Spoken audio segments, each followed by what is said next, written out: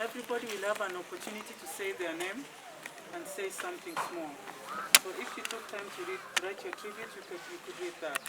But if not, you can say something. So we'll start from the youngest, then we'll come visit.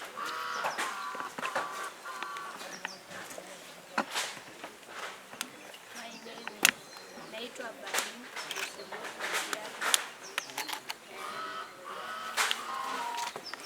Nitasema kitu kidogo kuhusu that. We all know that the pain of losing a parent is excruciating, but that's a fact of life. Death is always going to be part of it. I never really knew Dad to that personal level that we would have wished, but from the little that we know about him and the stories that have had been told, we take that he was a kind and God-fearing man who loved and adored his family. He was a great man, a wonderful intellect, who lived a life of prayer, generosity, humility, courage, and integrity.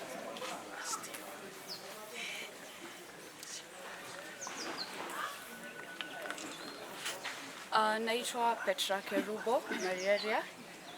I don't have much to say, but masaa zenye nilikuwa nakuja kumtembelea, kuna kitu moja alikuwa anashinda akiniambia, maombi. Tushinde tukiomba, tujieke mbele ya Mungu, tunyenyekee na tupende kila mtu, tusikue na chuki. Then leo tumekusanyika huko to celebrate his life. Like, he lived a life of humility, akaishi maisha ya upendo, na alikuwa akipenda familia yake sana. So tufuate nyayo zake na we continue with the same spirit of love. Thank you. Mimi naitwa Alan, senior Mariaria, na I'll just be brief and I'll literally talk to him. I'll read my tribute. You died slowly over the past 7.5 years in the battle. I had never imagined you dying before. I didn't think you were invisible, but I thought you still had time. I'm feeling the sudden weight of what it means to be a son who has lost a father. We treated you with a lot of respect, and I think you know that. I hope you do. That's what you tried to do. You fought a good fight. It was a stolen time in the end of it all. And may you rest in peace, General. Rest in peace, God. Amen. Amen. Maria Edwina, and I know I wrote a lot about Daddy, but I know I'd say little. I know death robbed him away when we didn't him the most. I remember his smiles, him telling us a lot of stories about the Bible, him teaching us about life, and I also remember him one time telling us, put books first, then men later. And then he used to call them hyenas. And he always let me know he's my first love. So I tell him, hey love, rest in peace. My name is Mzee I am the husband to Harriet. What I would like to say about Mzee is that I would never have asked for a better father-in-law than him. He was a gentleman. From the first day I came to this family, he welcomed me well during our introduction, and he gave me his blessings to go on with my plans. When he went for treatment, actually the first time he was in the ICU, then he later came out. I'd even told Harriet that when he comes back, over Easter we go and see him. So I was hopeful that he was coming back, as he always does, so that we can come and see him. Unfortunately, that didn't happen. But we're together in all this, and I would like to say, rest in peace, Mzee. Harriet Mariaria, and what I would like to say, Dad, your guiding hand on my shoulder will remain with me forever. Rest in peace.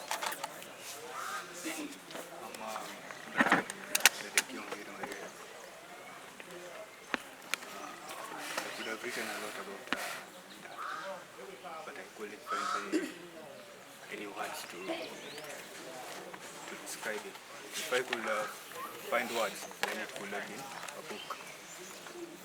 I knew a lot about Dad, how caring he was since I was a little boy.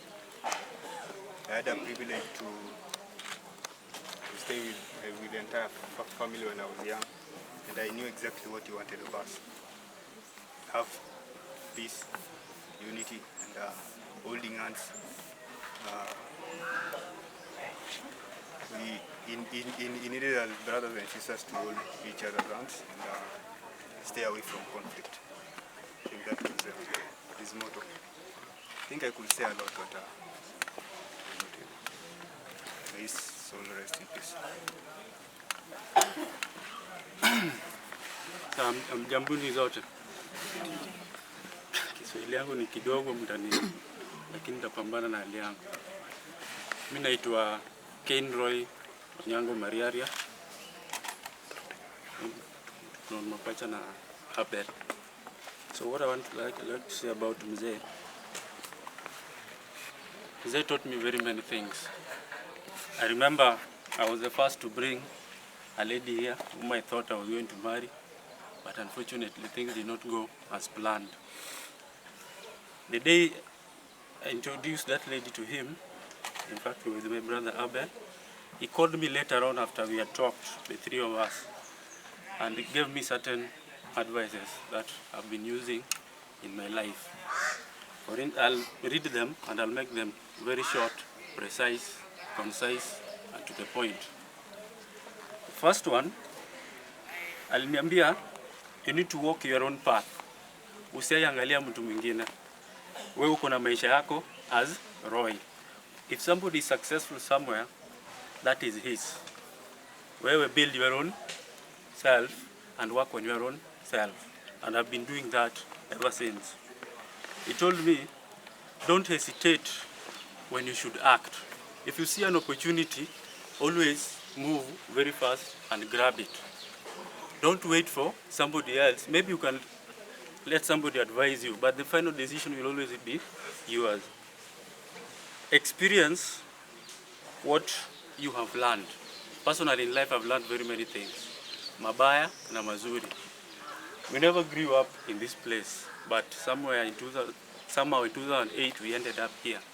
We used to discuss with my brother Abel when we were at Maseno University that at some point we'll have to look for our roots.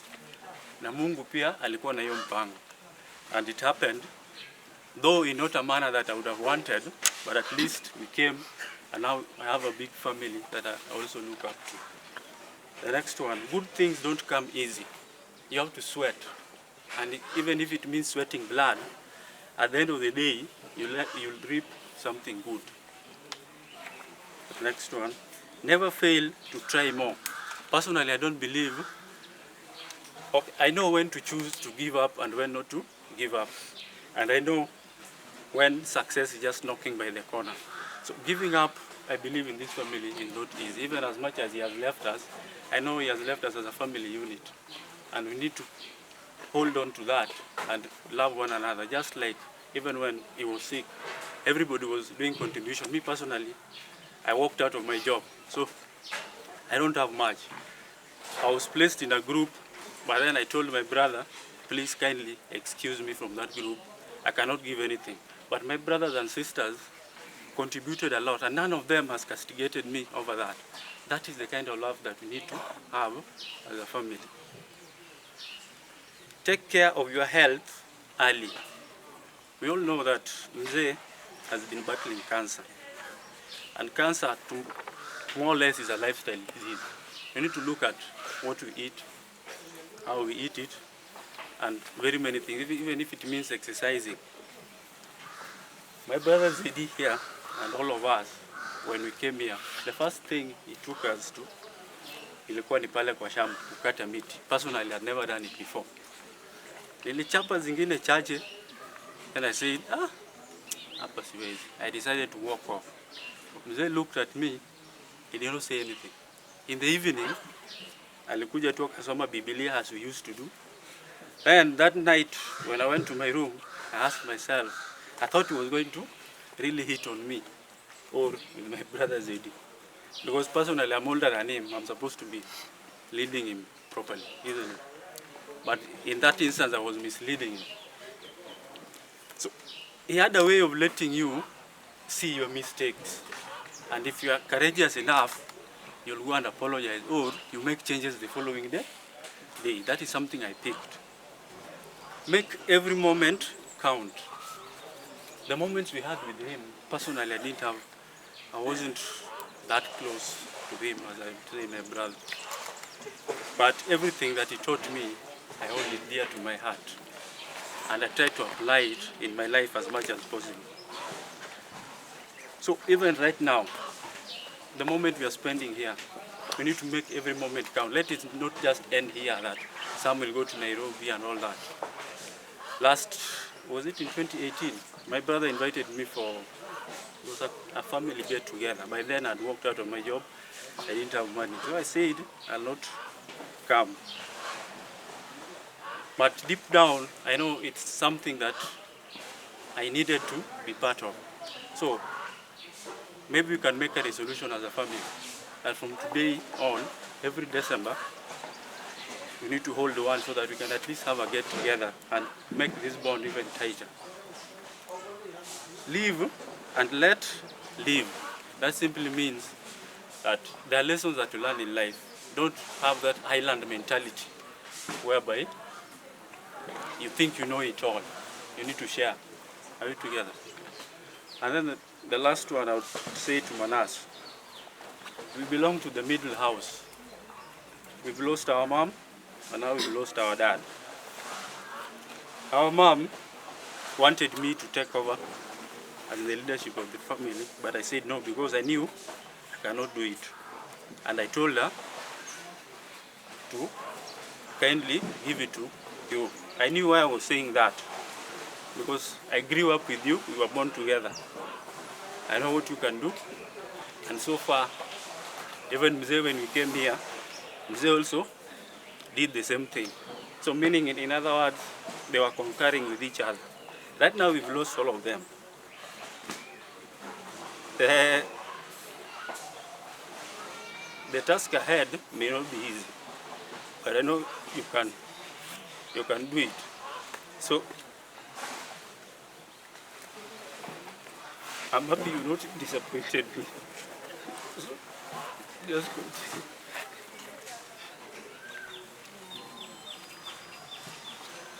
Thank you. Hamjambo. I'm Mercy Manas. Abel is my husband. I joined this family in 2015 August, and my father-in-law invited me to the family. He was a loving father, and I remember when I came here, he told me that now they are my first parents. And no single day did he ever call me by my name. He always called me my daughter. He really loved us, and I know that we will really miss him. He was a man who loved God. During the night devotions, there is one time that he gave me a Bible, a children's Bible, and he told me that he wants me to be a teacher of the children in the church, and I pray that God may help me so that I may fulfill his dream. Another thing is that he really loved his children and his family, and we stay in Homa Bay. Whenever we called, he ensured that we talked to everyone that was in the house or at home. So I would like to tell my sisters and my brothers that let us continue with the love that our father wanted us to have as a family. May he rest in peace. Praise the Lord. Amen. Praise him once more. Amen. I take this opportunity. My name is Abel Manas Mariaria. The one who just finished talking is Cain Roy. Cain Roy normally tells me that I'm the reason why he was called Cain. We are twins. My first encounter with Dad, I wanted to marry. And Dad told me that my son, the lady that you will bring to me will be the final one. Usiniletee msichana leo and then ingine tena inabadilika. So I started learning that. That was particular. So I took my time in the college. I took my time to look for the best so that I can make sure that I don't change. And I have no regrets. And I have to thank God for that. And most importantly, I have to thank my dad, who is now resting. The second encounter, we normally have a family gathering in the evening. We normally pray as a family. And there was a day Dad told us that I have some special gift that I want to give you. So we were very anxious. Tulikuwa tunangoja. Hii ni zawadi gani ni mzee anataka kutupatia. Kwa hivyo we are anxious. We went to the table very early so that we can pray so that the gifts can come. The gifts that Dad gave us were gumboots. Those ones were the gifts. And he told us that these are your gifts. So we were just wondering that gumboots can be a gift. Kumbe, Dad wanted us to work. He taught us to work. And we were working. We were working in the farm. And Dad could come with a sugar cane on his shoulders when we had worked. As we were thinking that mzee angebeba chakula tulete. Lakini yeye anakuja na nini? Sacks of sugar cane kwa farm. Alafu anatuambia ya kwamba watoto wangu, najua mmefanya kazi ngumu na sasa nimewapatia glucose. Hii si glucose ya dukani, lakini hii ni glucose ya natural. Wakati tulikuwa tunatafuna, I'm telling you, baada ya kuconsume, we were not even feeling any pangs of anger. Tulikuwa tunaendelea na nini? Na kazi. La mwisho, Dad really loved the Bible. And I'm very lucky that I had such a dad. Dad had expensive Bibles, big ones. Every moment that we were praying as a family, Dad could give us gifts in the Bible. He could give us Bibles, he could give us Ellen G. Whites, and he could even tell us after giving us that how is the book. It normally follows up if you are really reading the book. So I really have to thank him for that. Otherwise, I could have said more, but I just want to say that Dad told us that we are his quivers. And if we are his quivers, he has shot us to the world. And if he has shot us to the world, then we have to be the light and the salt of this world. I get that from Psalms chapter 119 and verses 105. So I just want to challenge my siblings that let us live with that Dad has shot us to the world. Wherever we are, we should always be the salt and the light of this world. He normally told me, because I was so close to him, he normally told me that, my son, wewe ndio sasa uko karibu na mimi. Sasa pahali ambapo naenda, lazima ukue na mimi. And I want to say that even when Harriet was getting his dear husband, we went with Dad. So in all these events, even funerals, I was with Dad. And he was telling me that, mtoto wangu, wewe sasa uko na mimi hapa, so because the other ones wako ng'ambo, so wewe ndio uko na mimi hapa. And I feel indebted for that. And that is why I stand here today. And I want to read this speech on behalf of Derek, who could have come here, but is not here with us.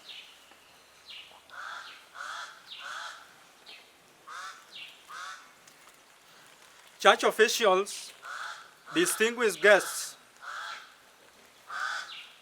government officials,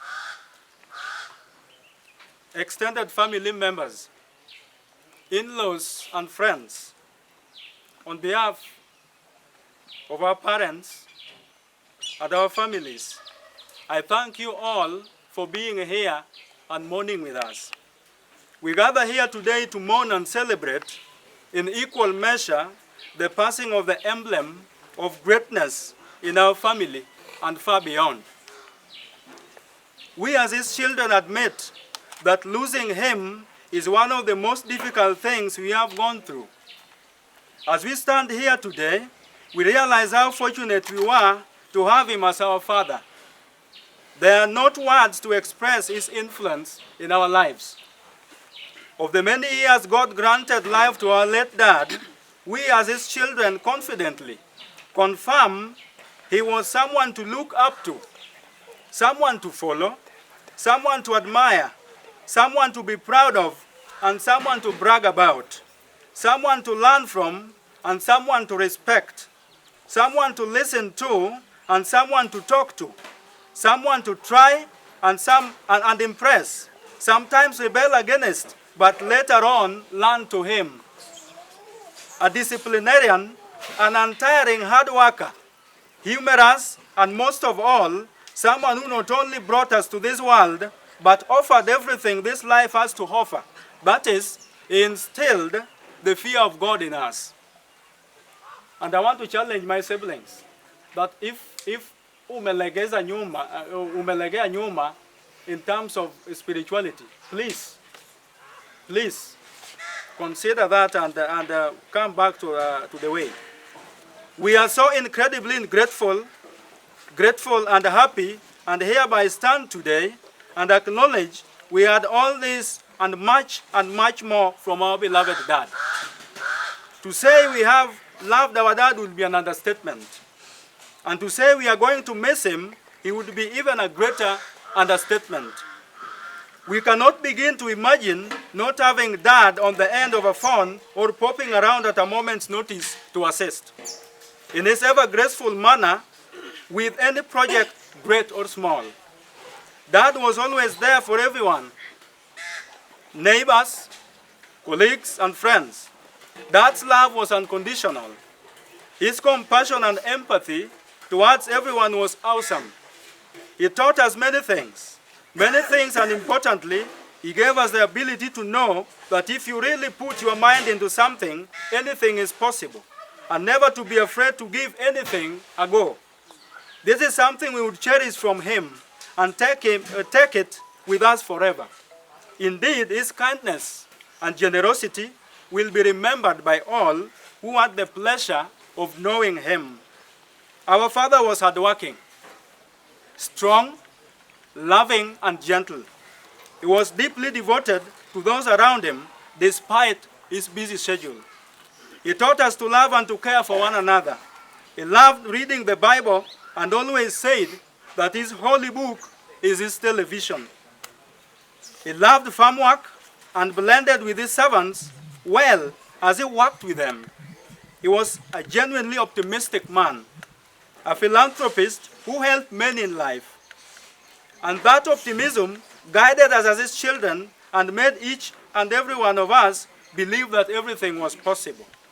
Always Dad would laugh and make even difficult life situations appear simple. He was a man so proud of his children and cherished mentioning his children at gatherings. We will miss him for now, but by faith, we hope someday we'll meet him in heaven. Dad's love, patience, understanding, wisdom, and amazing sense of humor will live on inside us forever. He has given us gifts that are far more precious than anything else in this world. Till we meet again in heaven, he will always live in our hearts. We love them more, but God loved them most. May the Lord bless us. Asante.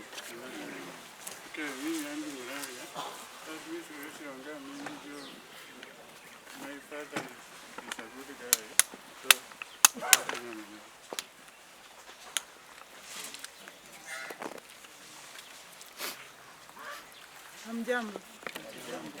Kwa majina naitwa Lista Mariaria. Mimi ndio wa pili katika boma. And I have a lot to say about my dad. If I was to say everything about him, I would write a whole book. I can only cite but a few. My father was a giant. Inside, he was a giant, but outside he portrayed simplicity, humility. Anyone who met him on the roads, hakuwahi jua yule mzee alikuwa vile alivyokuwa.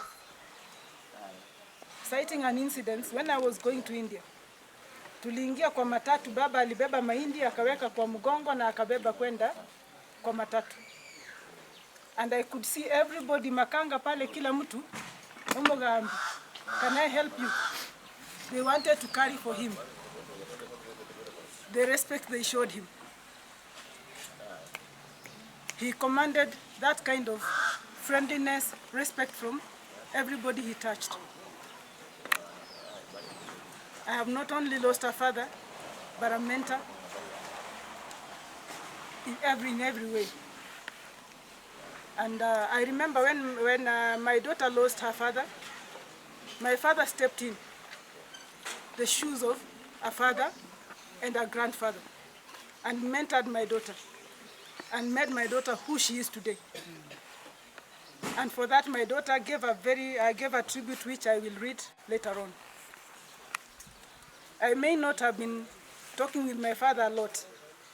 My sister here had the opportunity of speaking with my father a lot. Mine was, I think, a silent communication with my father. We understood each other somehow. One time I remember they had gone for a funeral and they went looking for Rinagu. I was a little kid. They looked all over. They couldn't find Rinagu. For some reason, I took some money from the house. I've never done it before. I took some money. I bought Rinagu nkaiweka. And when they came in the evening, they found it in a mesa. So he asked me, how did you know I was looking for these vegetables? In many occasions, we spoke silently. My father was one never to give up. He never gave up. You would refuse him something here, but trust me, he would get it. When he was in Pirateram board, the minister in charge of trade refused to give him a license. And he laughed and told him, I will get it. And the man thought it was a joke. And he went straight to Mzee Moi. When they were having, I think you've seen photographs of Dad with Moi. When he came to his kibanda, Dad manipulated and made sure that the president made it to his kibanda. That was the only opportunity he could get to talk to this man. And he requested for that license. But because of his humility and his good heart, the man was standing. I think if you see the clips of that time, this minister was sweating, busy wiping his sweat, thinking that my father would say, this man has refused to give me the license. He never did that.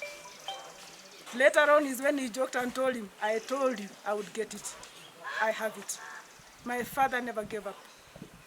He never gave up on anything. When he chose to do something, he did it. And I think I have picked that from him. He made us who we are today. He never gave up on us. He made sure that we read widely. Regardless of who you are, the children he's mentored in this compound, I think are many. You can't count. We lost count because if they were to be placed here, I think they would be more than us.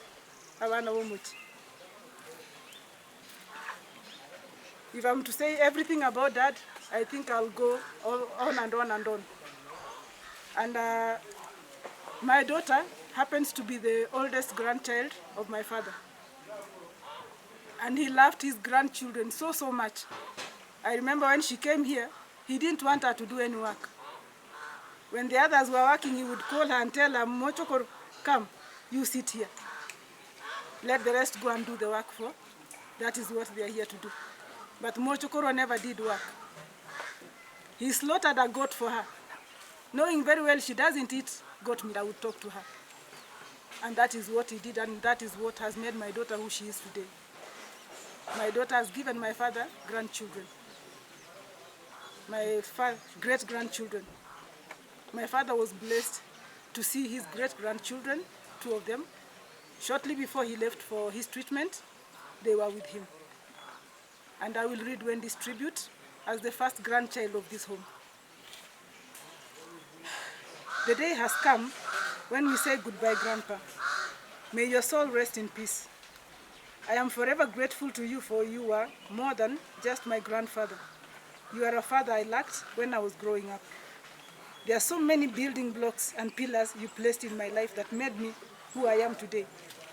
You encouraged me at my darkest times and enlightened me to be optimistic in my challenging times through the Word of God.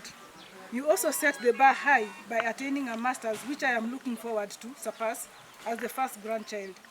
Your home has always been a welcoming place for me, for most.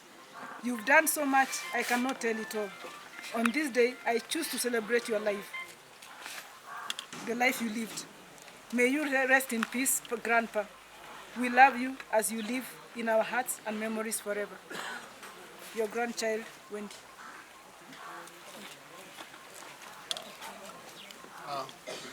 Good morning, everyone. Good morning. This is one of those rare moments when we are sad and at the same time also celebrate. We are celebrating because we are celebrating the life of a humble, loving parent. I'm privileged to have been married into this home. My name is Charles Abebe, married to Phoebe Osebe Abebe. I wish to say from the onset our sincere apologies. The team from Kabondo very much wanted to be here, but because of the prevailing situation, they were not able to come. We were fearful because we were told the administration had said the function is strictly for the family. And for that reason we said they will come at that one moment when the rest of the team will be enabled to come here. I also say the same for the other children who are not able to come. We have our children, that is his grandchildren, Mona and Ashley. Together with the other children at the US, we have Derek, we have Lorna, we have Lamek, we have Aline, and we have Judy at Canada. We remember them together with the rest of their spouses, that is Siston, Clive, and John, Ruth, and Millie. Those who were not able to come, together with Phoebe's mom, who also was left in Nairobi. You know, most of you may know the reason why she's not able to come. However, we are saying we celebrate the life of Mzee. We thank God for the time that we're able to spend with him, a very humble, loving Mzee.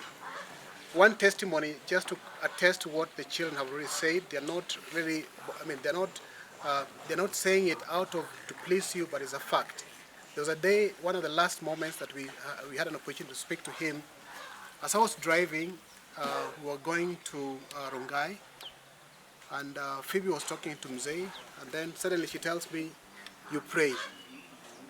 You can imagine I was on the driving wheel, and she's telling me to pray. Now, I remembered my relationship with Mzee. I thought it was going to be very casual for me to pray when I'm driving. She may have not understood why I said I could not pray at that time, but the fact is that I could not pretend to be praying, my eyes open, knowing that we pray with our eyes closed. It's not because that we really didn't feel like praying for Mzee. Indeed, every morning we prayed for Mzee, but we are saying we accept God's will, that it had to happen. When it happened, the pain Mzee was going through, I believe it was in order to maybe allow him to rest. I believe most of us would not wish to have somebody suffering in pain and yet nothing can be done. Even though it is painful for us, but God, our Creator, knows the reason why He allowed it to happen. My prayer and my plea to all of us who are here this morning, please remember to pray for these children. It's not going to be an easy time. And one thing I want to tell you, the larger Mariera family, you can agree to disagree, but that should not make you, have fear and enmity amongst yourselves. Please inculcate the same culture that Mzee had, loving, caring, humble. He didn't have differences with anyone, and that's why we have in this home families from across the country. We don't have any tribe that is not represented here. So let's embrace the same characteristics that he taught us, that you can still love despite our differences. I believe there are occasions where you'll find there are things you don't agree on, but please emulate the love that he taught us, because I believe with love we can do much more than when we are fighting amongst each other. There are things we may not agree on at some certain times, but still you can come together and agree and say that we can agree to disagree, but in principle we know the reasons why sometimes we may not agree on everything. But in terms of love and unity, the home can only grow forward, and move to even higher levels when you inculcate the culture of love. May our Lord be with all of you. And we are saying there are baby families, those who are not able to come, they're with you at this time. And I believe when the time comes that it's going to be possible, they'll come and be with you again at another time. May you all be blessed. Wakire Uyamwensi, hamjambo. Mtaniruhusu nizungumze kwa Kimombo. Asanteni. We gather here to lay to rest my daddy, and everybody has an opportunity to have one real daddy in life, and for us that was our real daddy. I want to thank God for all my family. You've heard what they've said. I want to extend a hand of welcome to the new entrants in our family. I think it sounds strange to a lot of your ears, but one of the things that Daddy did for us was bring up children in unity. Those of us who are the privilege to be his first fruits will have stories that may probably make you grin in envy. But also, some of you benefited from where we had reached. So like I remember in early years, Daddy was, we were many. I remember we were like 8 children, and Daddy had a red Datsun 120Y. And all of us would be in that car, sometimes with a house help. So Munabebana, everybody would be in that car. And when he worked at Coast, when he was working with KCB, he would show his family the world, what he knew as the world at the time. We have photographs of the family on Mombasa at the beach, but in our Sunday best. Yeah? Remember, he's a man from Gesusu. He didn't bring us up with swimming costumes and bikinis, but we knew we wore Sabbath best, and so he took us to feel the sand and touch it and make castles on the sand, and my mom was wearing a maxi, I remember. Yeah? But he took his family to Mombasa, yeah? And he took us back. And I remember one time we were in Nairobi, we are driving back, we are all in the car. He stopped in Nairobi and he's telling my mom, look around, what do you see? He says there are very many people. He says, no, look properly. You know, he wanted her to look with a woman's eye, and she still couldn't see it. She was holding, Aline was the baby. He said, open shoes are in fashion now. Yeah, all the ladies are walking around in open shoes. And we were like, where did that come from, you know? And what he did, the shoes that were in fashion, he bought for his sisters. Because, you know, as we were children, he bought for Mama and his sisters. So Auntie Tabi, Auntie Jane, you know you wore my dad's shoes when you were in college, because they were in fashion, you know? And Auntie Tabitha, you know? And when kitenges were in fashion, anytime you travel, you bring vitenges and give the women in his life to stitch. Sometimes we'd even just stitch for them, yeah? And by the time I went to university, yellow and black was the in color before it became a city council color in Nairobi.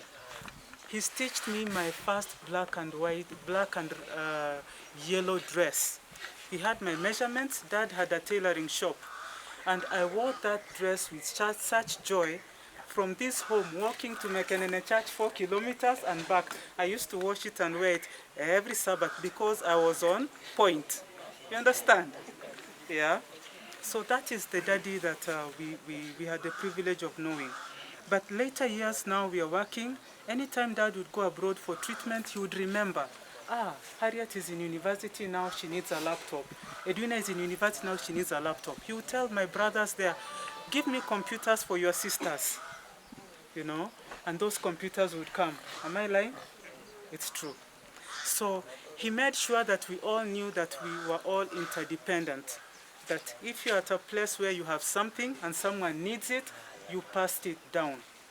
And my prayer is, as we get older, some of us will be 70. When I'm 70, some of you will be 40. You also pass back. Yeah? We have to keep pulling each other up. You know, whoever is up pulls the other ones up. I think at this point, I really just want to welcome all of you. I pray that we can meet more frequently and love each other and do not allow mothers to divide us. That is one thing my father did. He used to tell us, when we used to be here, anytime there was a disagreement, we had family barazas. Who remembers family baraza? If somebody misbehaved, they were disciplined in the family baraza and it was verbal. Haikuwa viboko.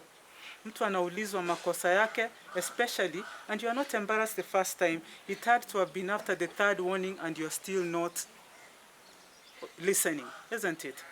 Then you are summoned and disciplined in front of everyone, ili iwe funzo. And indeed it was a funzo, and once people realized that, what so-and-so did was wrong, nobody else did it. But those meetings always ended well. After he was done with the disciplining, we would get his stories about his childhood, his upbringing.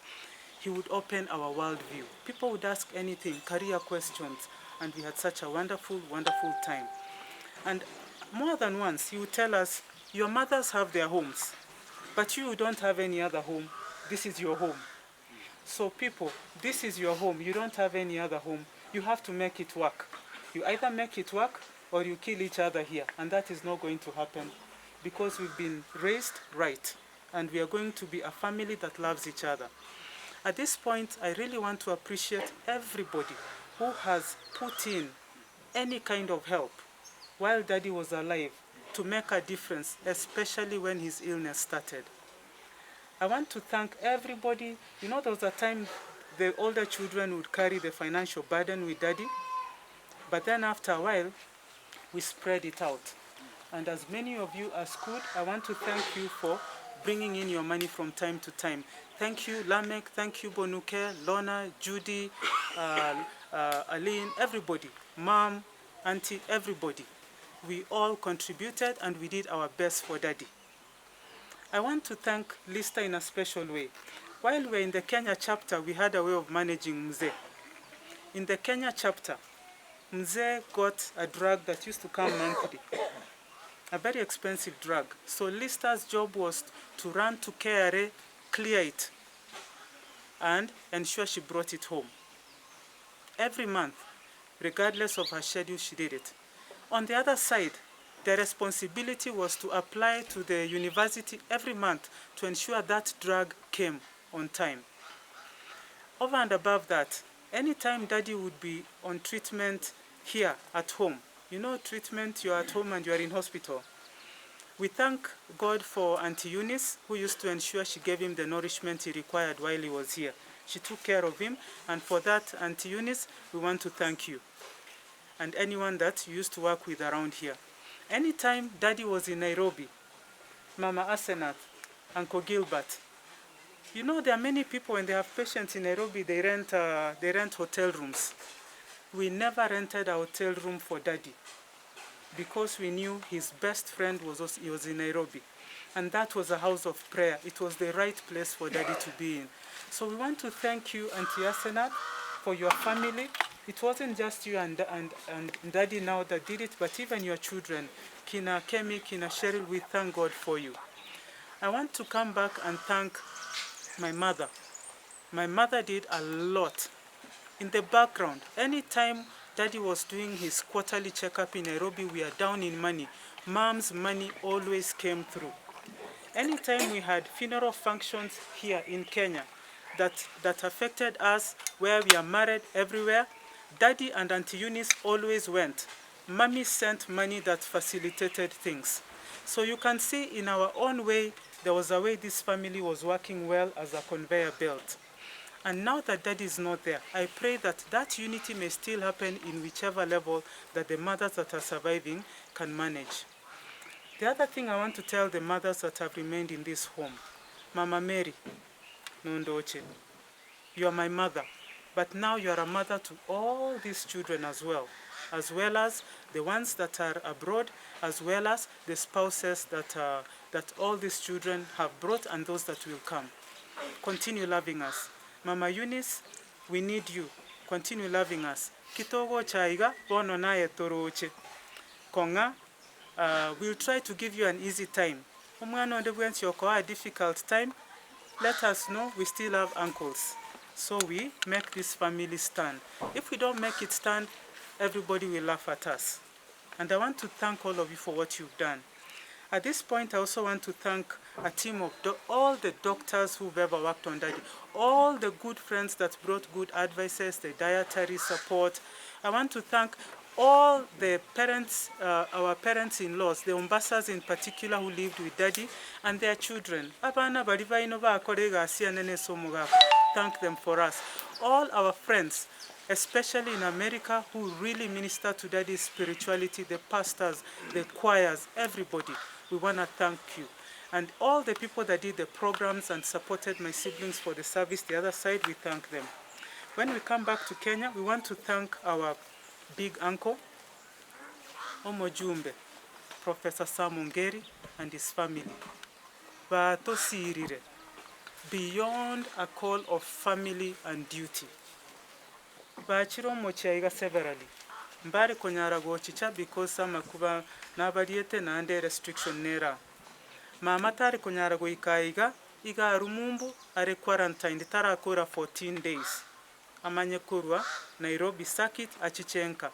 Umongnoriga go chaga iga kamoranche mubeke liberera.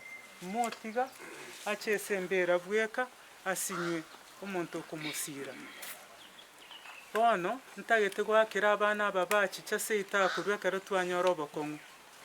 Abana bamwensi mwachicha from the community around the church and especially abana babaito koruo musonsi gesusu nyasaba seseni.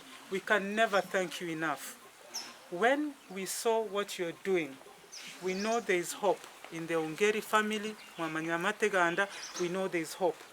Our only prayer, barimotara manyanyasai, omo pastor igarugo tenenaga igarwe altar call, mote ebenko batisu more. Moro yusemoko batisu one by one esengencho ya corona kero montendo yaye, but we want you to give your lives to the Lord. Yeah? Because when you add godliness to your good attitude and the energy, then you are a complete package. Today we have a special gift for the 3 homes, especially Kina Manasseh, Abel, my brothers, and my sister here. You have 2 mothers in this home. You are not orphans. God brought you here for such a time as this, because if you had not come, where would you be? These are your roots. You still have mothers to look up to. At this point, I'm going to request those gifts come.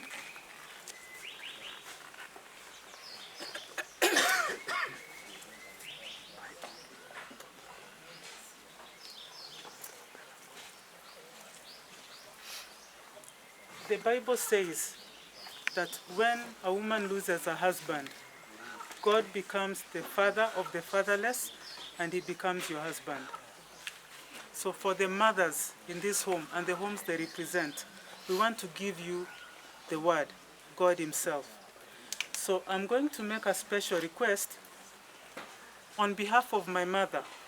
Ntaeteko request antiase na esa masikani yao from the children of this home. I'm going to request maybe Alan, you can give this to my mother's house. And Auntie Asenat will receive it on behalf of Mama Mary.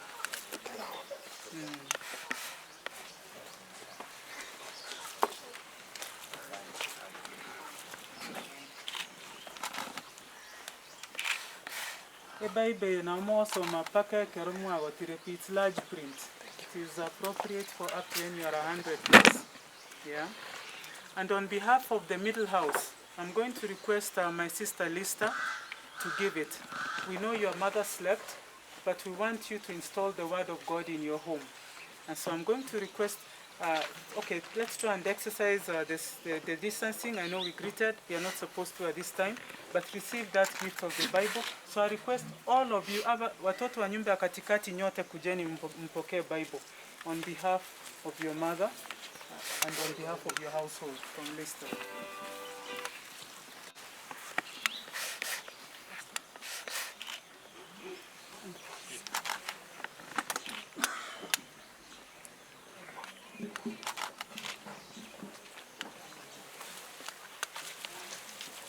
Now this is a little complicated, but it's easy.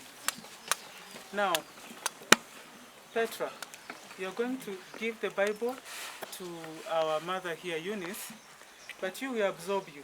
Where you belong. You choose where you want to go, so you're spoiled for choice. Yeah?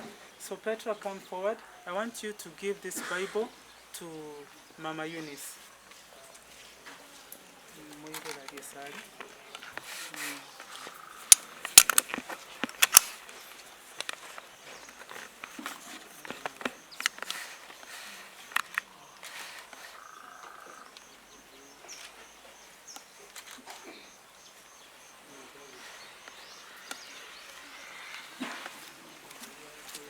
Yeah, so, and then finally, to all our friends who are watching online, we know you'd have loved to be here, but you are not here.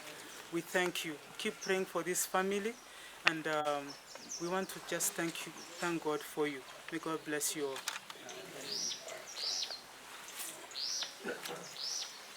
Yes. You can pray and get seated.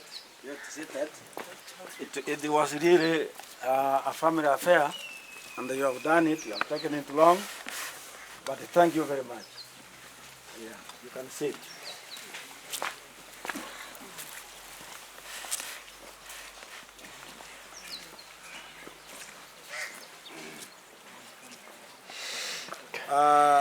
Kuna watu wamefanya kazi nzuri. That's why they have taken long.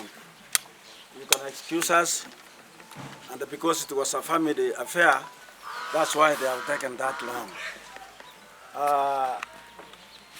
Kwa sasa nataka tu wale ambao nitaita dakika moja, kwa sababu saa imeenda na tumechelewa na serikali imetuangalia sawa sawa.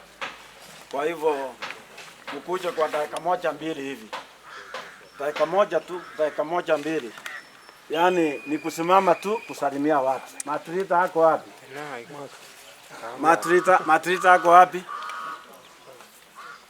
Nataka usalimie wako. Uko wapi? Oh, Matrita. Asanti. Asanti. Kale kadogo kabisa alitusaidia. Asnat, uwe tayari. Cliff, usimama tu usalimia watu dakika moja. Bwana na wasalimu nyote hamjambo. Nataka kuambia familia pole na Mungu yupo. Asante. Principal Mwongori. Huyo ni mpenzi wa wote. Ndio wote ni wasafi pia, na yeye ako katika line hiyo. Principal. May I take this opportunity to greet you, though we have challenges to have lost our beloved Mzee. Good morning. Personally, I think I've already said from the beginning, I was affected because Mzee, we have worked with him for almost 10 years. All the transformation that you are seeing in that school, the Mzee was involved. He was just at the center. And that's why, personally, I really miss him, because we have been together in the same office, working together for the sake of our children. And the message that I've gotten from his children, I also even confirmed, because in that school already has over 12 children that is nurturing. And I remember Last time when I came, I mentioned about it. So we are really missing him on behalf of the Board of Management. We are really affected with his words of wisdom because he was supposed to be there all through to continue helping us, but now God has taken him. And we want to thank God for that because he's the one who has made all this the way it is now. Two, may I also take this opportunity to thank all those that were involved in the arrangements, because personally I used even to link up with those who are in USA to find out how he's faring on. But for sure, you have done a lot. I want to be honest that you have done a lot, because he used to update me every time. He used even to call me while he's there. Here in Kenya, he used to call me even when he was in Nairobi. His brother, Gribat, confirms. He used to talk with me every time. So we have lost a man, and I know, as the children have said, for sure he was an asset in the family, but we thank God that now he has rested because he was in the house of the Lord. The church members, you see exactly what he has been doing for you there. I want to thank you and emulate what he has been doing for you so that you can prosper as we see him through you. The children that went through my school, especially like in Edwin, his only children, I'm talking about before I talk about the extended children, we had again two, that is Edwina and Helen went through the school, and I know they are very successful. We hope that in the near future they are also going to set through and serve this country and even beyond. I want to wish you a lot with your family. May God be with you, the entire family. Daniel, thank you for all that you have done and all that is going on here. We are very grateful. Apart from all these other challenges, I am telling you, this Mzee, several people knew him. I'm telling you, several people knew him because I used to work with him. Sometimes you can move from here to Kisii, but it takes more than 2 hours. And remember, you're using a vehicle. Wherever he sees somebody anakuambia simamisha mwalimu gari, tuongee nao. That tells you that he was a man of people. Thank you. Thank you, Principal. Thank you, Principal. Hasnat, kuja tu usalimia watu. Huyo, she has a role to play. Tukishikwa mahali sasa yeye ndio atasaidia, ingawa ni wa familia. Okay. All right. Where do I first? Yeah, this one's okay. Yes. Okay. Nataka kuwasalimu nyote. Amjambo. There's one thing I have to tell you. Although I am a judge, if you are arrested, I will not help you. That is why we have to keep the law. As a judge, I must fear the law. So that is why you are sitting at distance. That is why we are very few here, because we are law-abiding. I want to tell you a story before I say anything. And this story is not only for Mzee's children, but for all of us. There was a man who was very sick. And on his sick bed, he called his 2 sons. Now, this man was a believer, and one of his sons was a believer. But the other son was not a believer. So this man on his deathbed, he said to the believer, "Good night, son. See you in the morning." But to the non-believer, he said, "Goodbye." And the reason here is that Mzee was a believer. My own testimony, what I saw when I came into this home, is a different man. He was not in the church when I came, but he was still very loving. And one of the testimonies my husband and I have is that when I was in the halls of residence, by the way, I got married when I was a first year in the University of Nairobi, studying law. And even those days, he used to call me judge. So he believed that I would be something. And I fell sick in the house of residence. And we had a relative who is now late. He was called Paul. And Paul went and told him that I was sick and I was in the halls of residence. So he came with a red car, a red 120, 120Y. And he put me in that car and took me to Nairobi Hospital, where there is a university, you know, where there are university doctors. He took me to Nairobi Hospital, admitted me. My husband was working in Nyeri as an auditor in the Auditor General's office. And he paid. You know how Nairobi Hospital is expensive. He paid and I was admitted. But those doctors, I thought they were mean because they didn't give me any medicine. They gave me a lot of water and juices. In the morning when Mzee came to discharge me, he was beaming. And he said, congratulations, you're going to be a mother. And now we have our daughter Vitengo, who is also a lawyer. I just want to thank God for the love that he showed me. Even when my husband was just away in Nyeri, he came to the House of Residence, took me to hospital, and paid for me to be given water and juice. And forever, he was our friend. I always say, to me, he was like a father-in-law. Because every time I had an issue with my husband, I knew where to run. You know, you cannot tell everybody your things. The next thing, they will gossip about it to the whole village. But he could keep a secret. Whatever you told him, he could keep. And he loved me.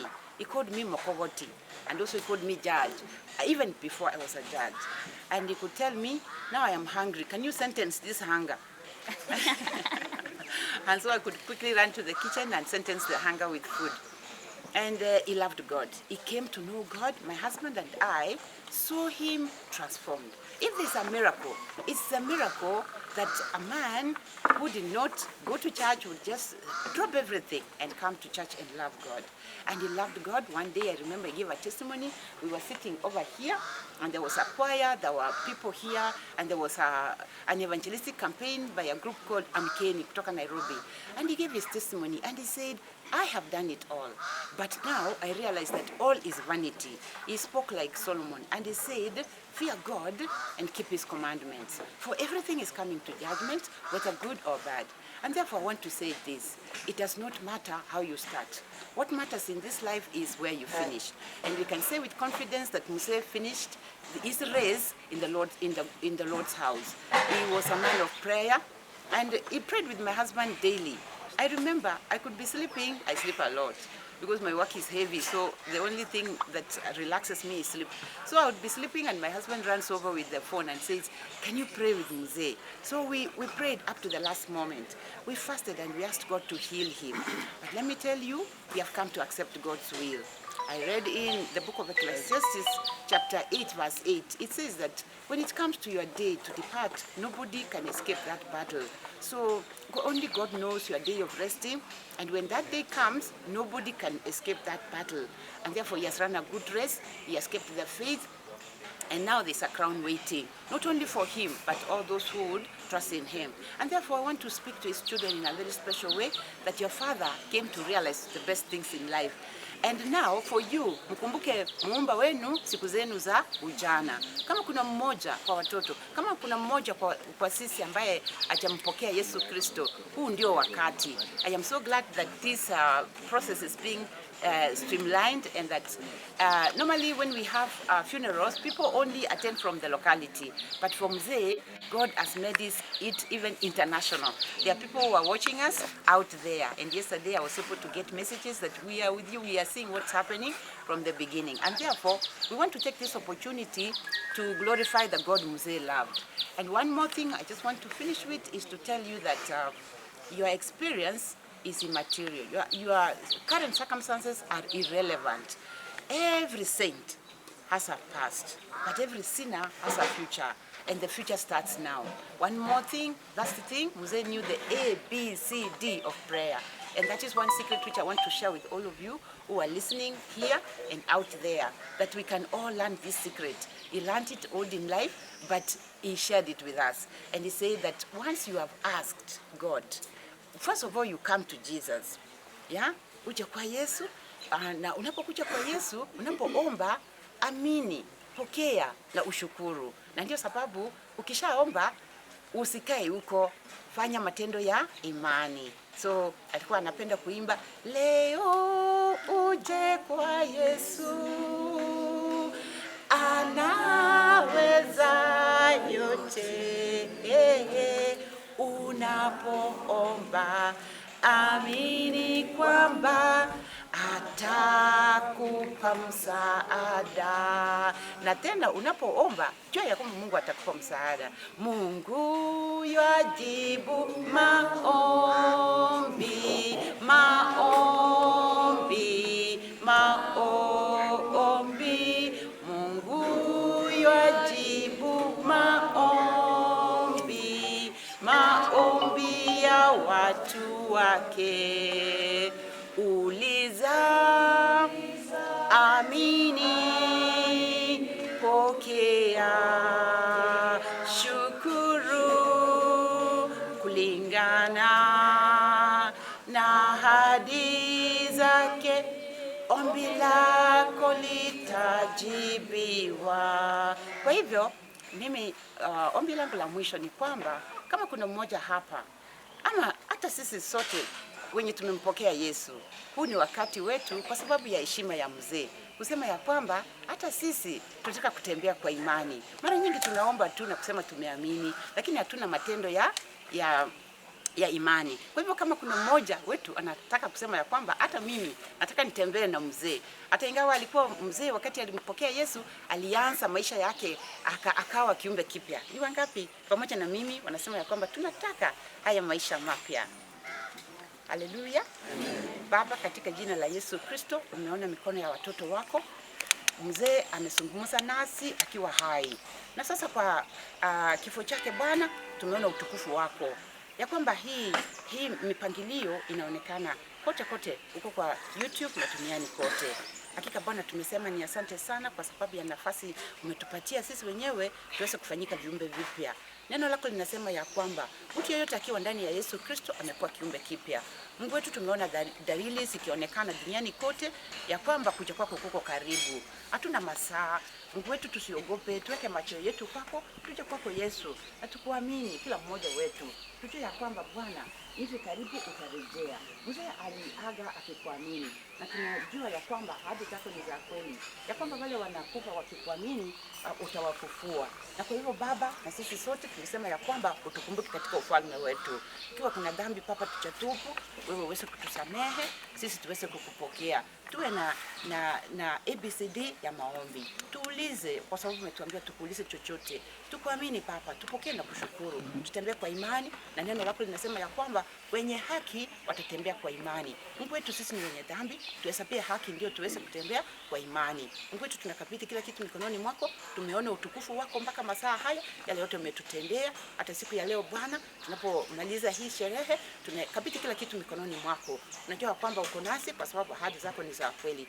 Na asante Papa kwa sababu maisha yetu yawe yamebadilika, kwa sababu mzee alikuamini na maisha yake yametuhubiria ya kwamba aliwacha yote akaja kwako. Mungu wetu, asante sana. Kumbuke katika ufalme wako, tusamehe dhambi zetu na utupokee. Sio sisi wale tuko hapa, lakini kila jamii ambaye imewakilishwa hapa. Tumesema ni asante kwa yote Baba, na ni kwa jina la Yesu Kristo tunaomba na kuamini. Amen. Tayoma. Songa tu usalimu watu. Useme jina na utusalimu. Good morning everybody. Okay, my name is Francis Onyangori. How do I relate here? I relate here in two ways. One, my aunt, Roslyn Atieno Kwany, is the second wife of Mr. John Ongeri, Mama Manasseh. That's the one who follows my dad 4th times. Secondly, I am a beneficiary of John's generosity from school level to where I am now. So it was necessary that I come and be part of this congregation, however big or small it is. What I would say is this: John was a humble man of God, who cherished everybody. He respected every opportunity. He believed that young men had some new things to offer. So he always gave me an opportunity to say what I had, after which he could rectify in case there was a mistake. So to the family, please remain the Lord where John has left you. With us, Uyoma people, we are with you because Manasseh, Abel, and Anyona are here. So we shall always be with you. God bless you. Thank you. Car number B, KBH 760M na car number KCA 218Y. Tafadhali songea karibu uambiwe vile unafanya. Wapi ule fata imelo tu Manasseh Mzee Muhamadi, nafikiri amefika saa hizi. Ako wapi? Asimame tu Muhamadi asimame na Muhamadi ako wapi? Na Chami ako wapi? Mama kuja haraka. Kuja haraka. Najua serikali ndio ile imesimama pale.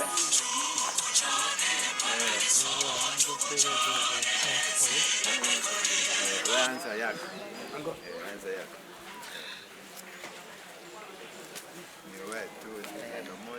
Waombolezaji wote hamjambo. Mimi nasema pole kwa familia kumpoteza huyu mzee ambaye alikuwa mzee mzuri sana, lakini tunajua mahali ameenda. Tunasema Mungu ampokee vizuri. Asanteni kwa kila mmoja. Majina ni Sera Mwangirwa kutoka Vihiga.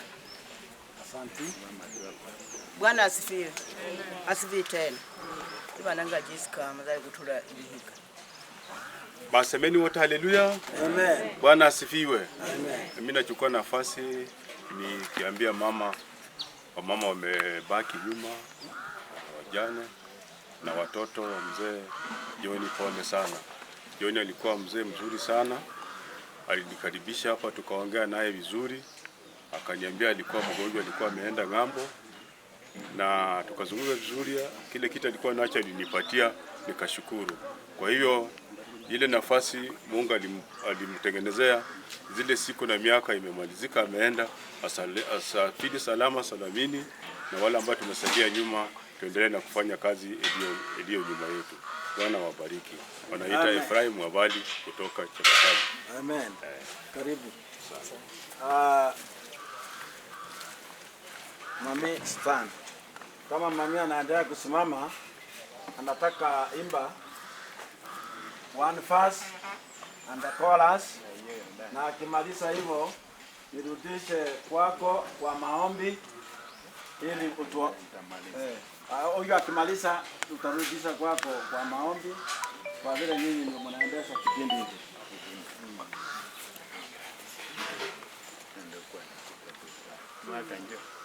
Nditangani inko bakiranga mbia mona sana asinge tumwachire batwapole John na arwara mumanyete nga na arwara ingakire ntambe yake na bari kogenda ngumbu rwarigwa na endo irana na ende nabo twakagete nga igakogenda this time arwarigwe na enda irane buna akairanire lakini rende kenyarekaneti tebetibo uralire lakini bono twanchiranire mbia mono sana na ende mbia mono asogocha gotwapole mbia mono litangani igonko bakiranga mbia mono asa abantu bali mwatu bwati simwensi pi nyora abana batebire na inche tigangirore mbia mono sana kobwa mona abantu bage susu abantu ba minto koruge susu mbia mono sana abantu chikorera chiane korungumbu bali ba murende ngakiyonsi mbia mono sana chikorera chiane korubosongo bali bare gochaga iga daily mbia mono sana kigoma na museni omwana bunuke Nyasaye barende mwensi chiebira tengima Nyasaye barende mwatokonya mbia mono sana tigantere kibunge kama uyo kana korasi asengecho yechinsa ogotero uko wale chikorera kutoka Chapakali. Mungu awabariki sana, be blessed, na mukienda muende salama. Na kutoka Uyoma Francis, ninakuchua uko wapi? Ulikuwa hapa. Asante sana, Mungu akubariki. Asante sana na karibu.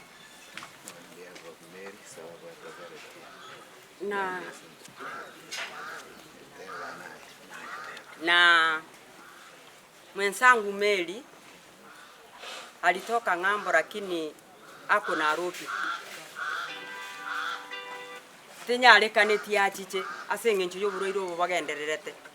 Nereto kumusabira gakie kerara achi gupimwa anyore ng'ambu yare anyoru ng'are negative. Mbia mono sana. Nyasaye tigabaseni. Mbia mono tigantere. Ongotere kebunge yake mogioka ne chorus. Maombi chambo ramahana maishani mwa Mkristo. Imani yetu uongezeka tunapo muomba Mungu. Maombi chambo ramana maishani mwa Mkristo. Imani yetu uongezeka tunapo muomba Mungu. Mwambie Yesu yote mwenzangu, na usibabaike tena. Uwe na imani ya kwamba hatajibu ombi lako. Mwambie Yesu yote mwenzangu, na usibabaike tena. Uwe na imani ya kwamba hatajibu ombi lako. Ombeni bila ya kukoma, sababu ni nyakati mbaya. Ombeni Mwokozi Yesu arudipo, tuwe tayari kumlaki. Ombeni bila ya kukoma, sababu ni nyakati mbaya. Mwokozi Yesu arudipo, tuwe tayari kumlaki. Mwambie Yesu yote mwenzangu, na usibabaike tena. Uwe na imani ya kwamba hatajibu ombi lako.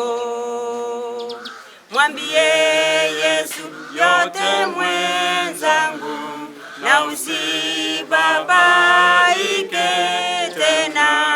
Uwe na imani ya kwamba hatajibu ombi lako.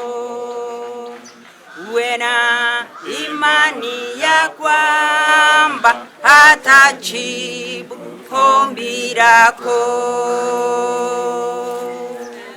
Barikiwa sana.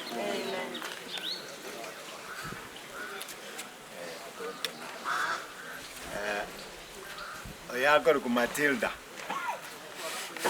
Nanda etaba kolera igalengo musani bwo mwaka. Elinda ikaranga. Matilda. Go ahead. Bwana Yesu asifiwe. Amen. Nasema pole kwa familia.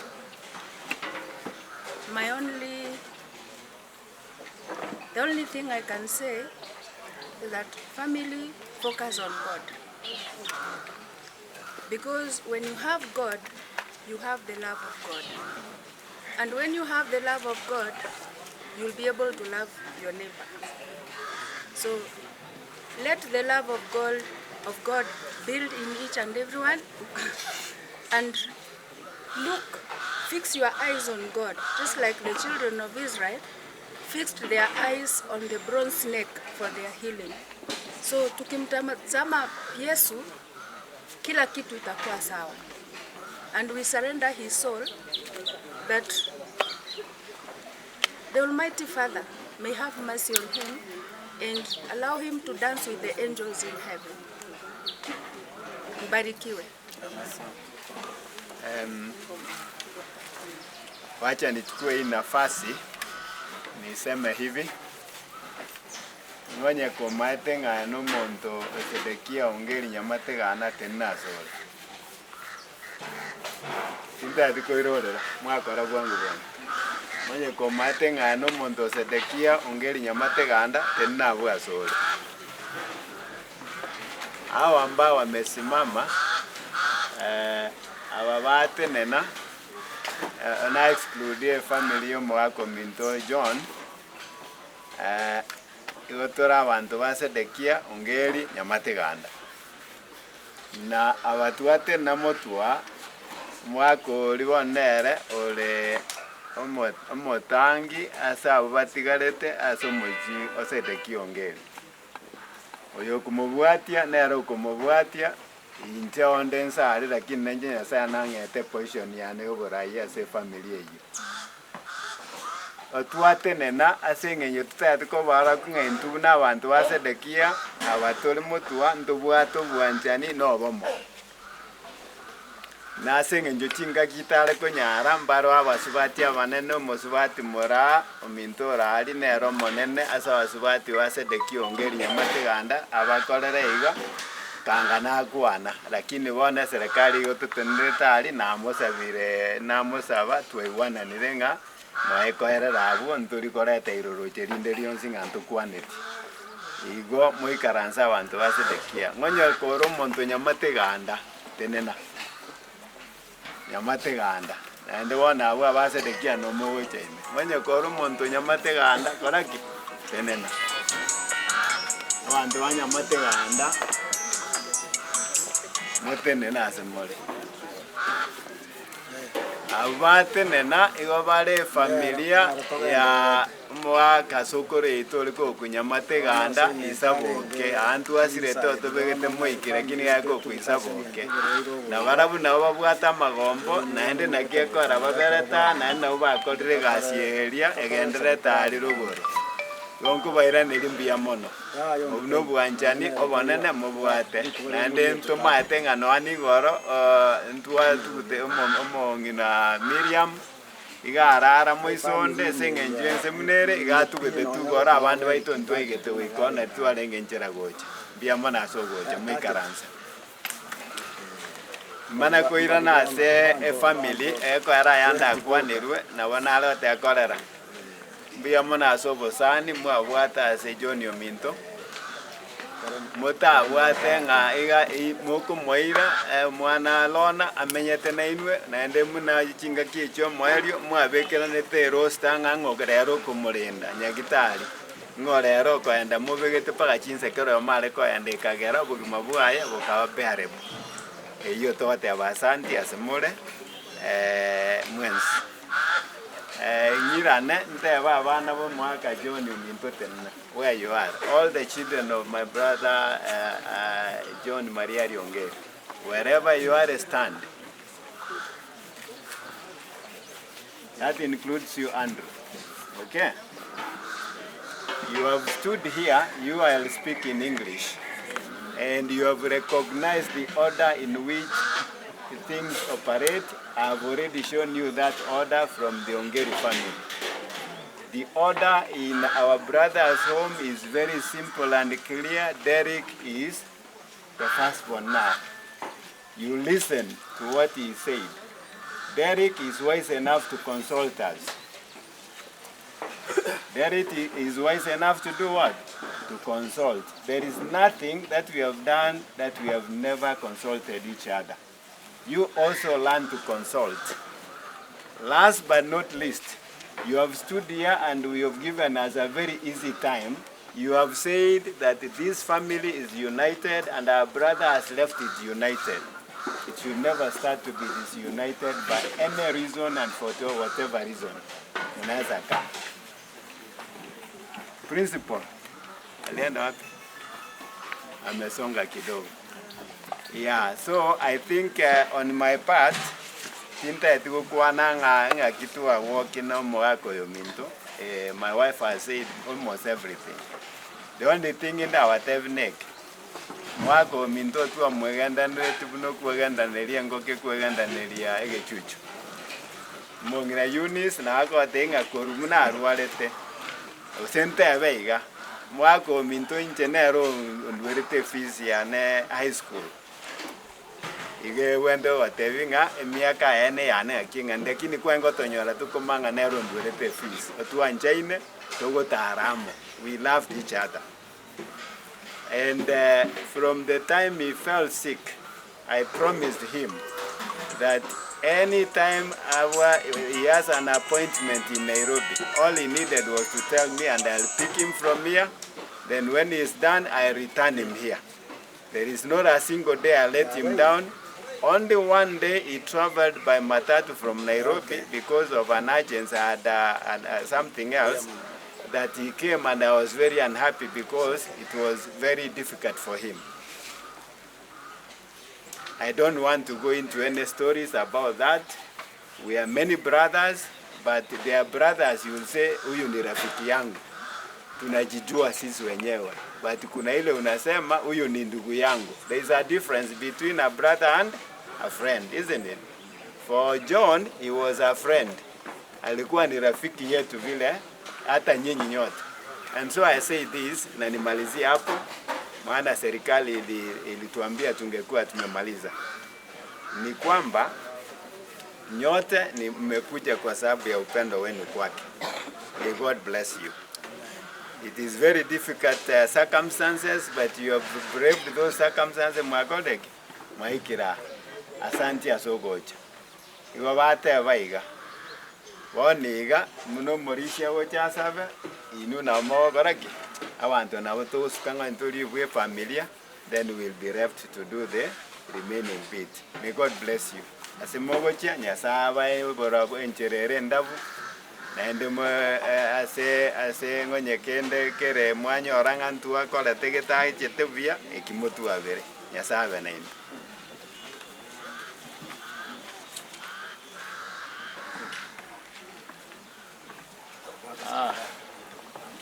Pastors come. You are doing your job now, not an elder. Pastor Simi, na Pastor Mokaya. Singing Jova Chira, or Vacha singing Jova and Gavasani Moaka. These two pastors, especially Pastor Simi, has prayed in this home many times. Some of you will not know. So they are going to pray. There's something I forgot to say. Mzee's life history is written here. We are not going to talk about it. But I'll say one thing. Mzee campaigned for Raila Odinga in 2013 and in 2017. And that is why alituma mchango wake. He had even promised to come here to this home, but because of this virus, everything has gone the way it has gone. So mjue ya kwamba alikuwa mwanasiasa, lakini ile kazi alikuwa anapenda zaidi ni kazi ya Mungu. So hao wawili watasema neno moja alafu watatuweka mikononi mwa Mungu. Asante, sitasema mengi kwa sababu sote tunafahamu masharti ya serikali na Biblia iwazi ya kwamba ni heri kutii na tunataka tuweze kutii. I think tumesimama na familia hii, is my family also, na all we are saying is that kwamba tunawatakia mema ya kwamba Mungu akawashikilie hata japo mzee ameondoka. Neno la Mungu ambalo alilipenda ndilo tutakalowashikilia. Hiyo ningependa kusema ili nimpishe Pastor Bukaya labda aseme neno moja kisha aweze kuomba. Nitaomba na nitaweka. Okay. That's fine. Yeah. Na wasalimu hamjambo. Nataka tu nisome fungu moja kutoka kitabu cha Ufunuo 21 mstari wake wa kwanza. Yohana alipokuwa pale kisiwani aliongea mambo mengi na neno kuu ambalo linalotufariki kwa wakati huu kwa dakika moja ama mbili. Yohana anasema ya kwamba kisha nikaona mbingu mpya na nchi mpya, kwa maana mbingu za kwanza na nchi za kwanza zilikuwa zimekwisha pita, wala hapakuwa na bahari tena. Nami nikauona ule mji mtakatifu Yerusalemu mpya ukishuka toka mbinguni kwa Mungu, umekwisha kuwa tayari kama bi harusi aliyekwisha kupambwa kwa mumewe.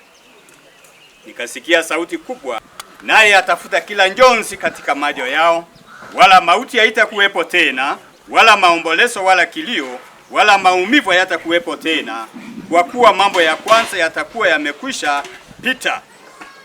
Neno kuu ambalo nalotaka kufarijiana kwa jumla ni kwamba yule mchi mtakatifu Yohana aliona ni kwamba Mungu atakapokuja atafuta kila njonzi kutoka macho yetu, na maumivu hayatakuwepo, maombolezo hayatakuwepo. Kwa hivyo tuendelee kutamani ili tuingie katika ule mchi ambao hakutakuwa na fipo, hakutakuwa na utengano, where people will live together with God. Na Mungu aendelee kutubariki. Amen. Na tusimame kwa maombi. Mtakatifu Baba uishie juu mbinguni, tumekuja katika familia hii kwa sababu mzee ametuaja. Kwa njia ya pekee Bwana, twaomba endelea kufariji familia kwa njia hii na kwa njia ile. Na hadi ambao umetoa kwamba hivi karibuni Yesu yuaja na utafuta majonzi yetu. Alafu tuingie katika ule mchi ambao hakutakuwa na kifo, mahali hakutakuwa na utengano, mahali tutakaa na wewe milele na milele. Bwana, katika inji yetu hii na dunia nzima kuna mambo imeingia hapa na pale, magonjwa imeingia yale yaliyotabiliwa. Tuomba Bwana uendelee kutakasa na ile damu ya Yesu iliyotilika pale msalabani, ili Bwana mapenzi yako yatimike na tupate nafasi kwa jumla. Tukimbilie kama inji na kila mmoja akimbie kwako, ili Bwana ikiwa tutalala tulale tukiwa tumekuamini. Tuomba Bwana mapenzi yako yaendelee kutendeka katika mkutano huu na katika familia hii. Uendelee kuwa mfariji wa pekee. Na Yesu unapoendelea kunakili majina ya wale watakaolitu ufalme wa mbingu, tuomba Bwana endelea kukumbuka majina yetu katika kile kitabu cha uzima. Na wala hawajapata nafasi Yesu kukukimbilia, hebu na wakimbie kwako kwa ajili ya kukuamini. Ndiposa kila mmoja awe na ule usema wa milele. Kwa pamoja nasi katika kila jambo, naendelea kutulinda hapa na pale, ni katika jina la Yesu tuomba na kuamini. Amen. Tungependa ya kwamba familia ile ya karibu ije hapa karibu, lakini zingatia the social distance. Na wengine tafadhali, tunashukuru sana kwa kuja. Mnaweza kunawa pale ili kila mtu aweze kuzingatia afya tunapoondoka. Asante sana. Karibuni sana. Asaigo kuna machikate bwa bwana na borenda abande na batoko genda. Tikatosoke gochiabuo. Ngora tuondoke pole pole.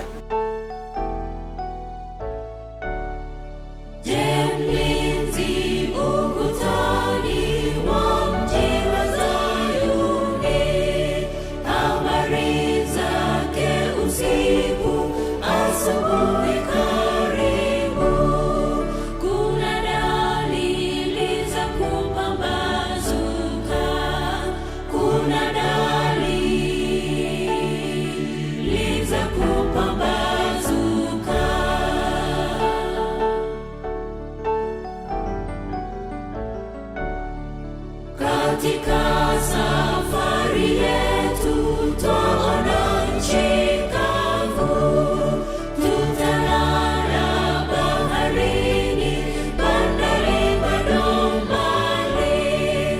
Kweli kweli tutaona ufalme, kweli kweli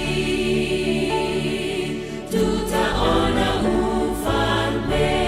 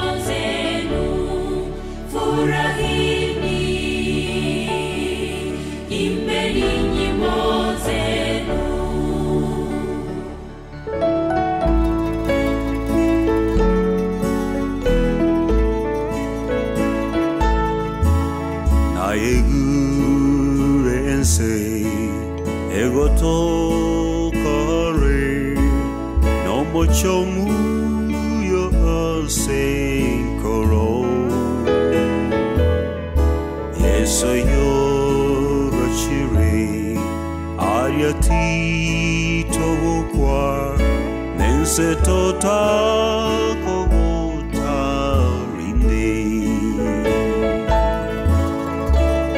Totagote, totagote,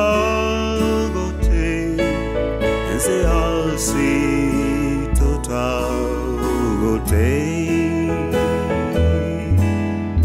totagote, totagote, and say I'll see totagote.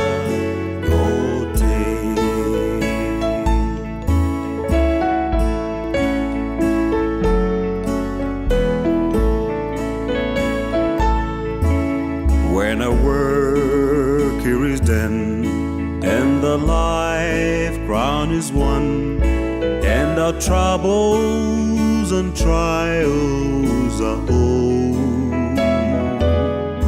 all our sorrow will end, and our voices will blend with the loved ones who've gone on before. Totagote, totagote, and say I'll see totagote, totagote, totagote, and say I'll see totagote.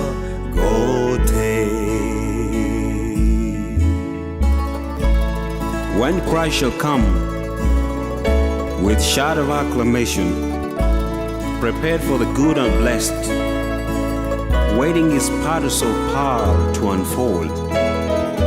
Time's dark night of sorrow will wear away, when our Savior will pronounce the glad word, well done, faithful servant, thy title is clear, to end the joy of the Lord. Totagote, totagote, and say I'll see totagote, totagote, totagote, and say I'll say totagote.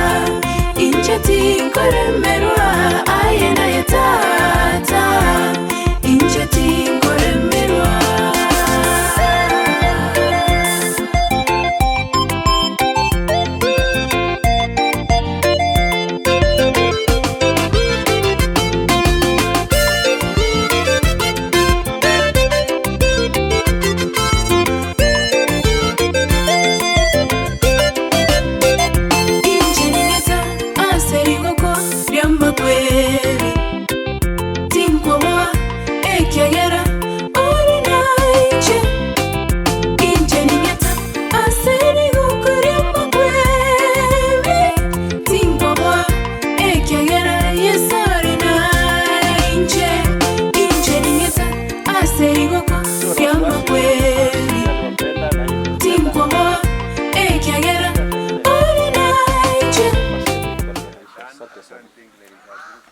God bless you. Any other group? Kuna yale ya kudunga round?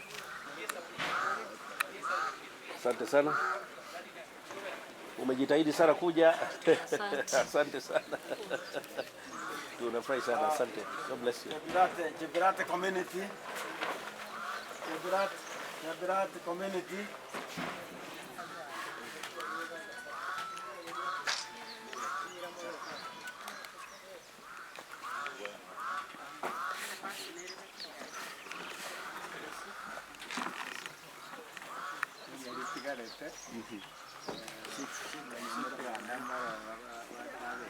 Nafikiri tumemaliza. Tunafurahi ya kwamba sherehe ya mzee imekwenda nzuri.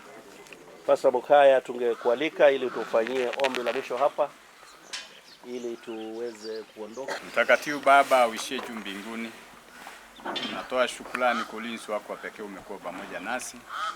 Asante Bwana kwa mipangilio ya siku ya leo. Mzee amelala. Kwamba Bwana mapenzi yako yaendelee kutendeka katika hii familia. Na wale wote ambao Bwana tumejumuika hapa ya kufanya yaliyo makuu katika maisha ya kila mmoja wetu. Ili Yesu tukutasame pale msalabani. Na pale msalabani ndio sehemu kila mtu atapata uzima wa milele. Ile damu iliyotirika pale msalabani ilete Bwana mwamsho mkuu katika maisha ya kila mmoja. Na uandaa hapo wengi kwa ajili ya ule ufalme.